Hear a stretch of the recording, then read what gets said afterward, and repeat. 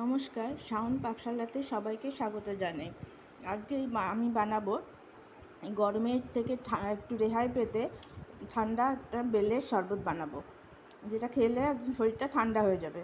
এটা খুব সিম্পল, সবারই জানা, তবু আমি খুব সহজ পদ্ধতিতে আমি বেলের শরবতটা করে দেখাচ্ছি। আমি এখন বেলটা পানা করে রেখেছিলাম, ওইটা আমি দিয়ে দিচ্ছি মিক্সার গ্রাইন্ডারে। পরিমাণ মতো দুধ, আমি একজনের জন্য বানাবো, এই জন্য অল্প দুধ দেবো।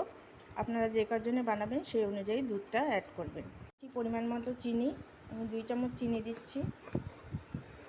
একটু ঠান্ডা জল অ্যাড করছি, আপনারা চাইলে ঠান্ডা জলটা অ্যাড করতেও পারেন, আবার নাও করতে পারেন, শুধু দুধ দিয়েও করতে পারেন। এখন আমি মিক্সিতে এটা গ্রাইন্ড করে নেব। মিক্সিতে গ্রাইন্ড করা হয়ে গেছে, এখন আমি গ্লাসের মধ্যে ঢেলে নেব।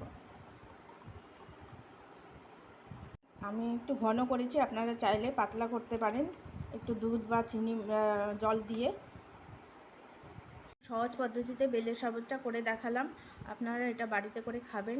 খেয়ে ভালো লাগলে আমার চ্যানেলটিকে সাবস্ক্রাইব করবেন, লাইক করবেন, শেয়ার করবেন এবং কমেন্ট করে আমার পাশে থাকবেন।